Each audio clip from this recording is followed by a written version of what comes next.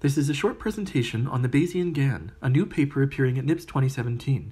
I'm Andrew Gordon-Wilson, an assistant professor at Cornell University, and this is joint work with Eunice Sachi from Uber AI Labs.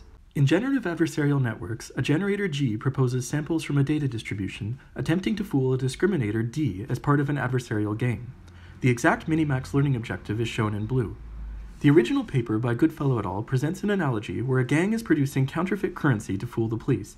The police get better at calling out the fakes, and the gang gets better at producing counterfeits, until the gang is eventually generating actual currency.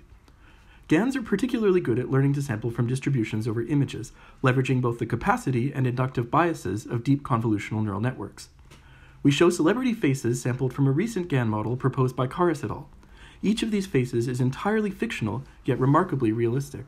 However, generative adversarial networks can face stability issues. A common issue is mode collapse, where the generator collapses its mass onto just a few of the training examples. Mode collapse is reminiscent of overfitting when we do maximum likelihood density estimation with mixtures of Gaussians, and the mixture components collapse all of their mass onto training points, memorizing the dataset. We can imagine, in the analogy, that the gang produces one good $5 bill, and the police are very convinced. The gang then learns to produce just $5 bills to make the police happy, rather than producing samples from a whole distribution over currency.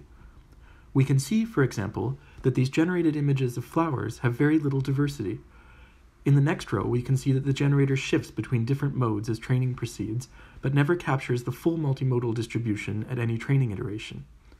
Fixing these stability issues typically involves a lot of intervention, such as mini-batch discrimination, feature matching, and label smoothing. In this paper, we propose a Bayesian GAN, which introduces distributions over the generator and discriminator. The generator can now be viewed as a distribution over distributions.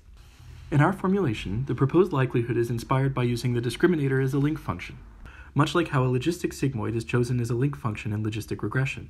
Moreover, our approach is a natural Bayesian generalization of the classical GAN. If we use vague priors and optimize the proposed log posteriors, we recover the classical GAN. In the figure on the right, top row, each panel shows images produced by 6 different generators sampled from our posterior over generators. In the bottom row, we have samples from a classical DC GAN trained 6 times. We see that each sample from the posterior over generators corresponds to a different generative hypothesis for the data, capturing qualitatively different properties, such as different writing styles and writing utensils. Samples from the classical GAN, by contrast, are homogeneous in style. The Bayesian GAN can also avoid mode collapse and effectively sample from multimodal distributions without ad hoc interventions. Furthermore, we see in addition to sampling from a multimodal distribution in data space, we are also sampling from a multimodal distribution in weight space.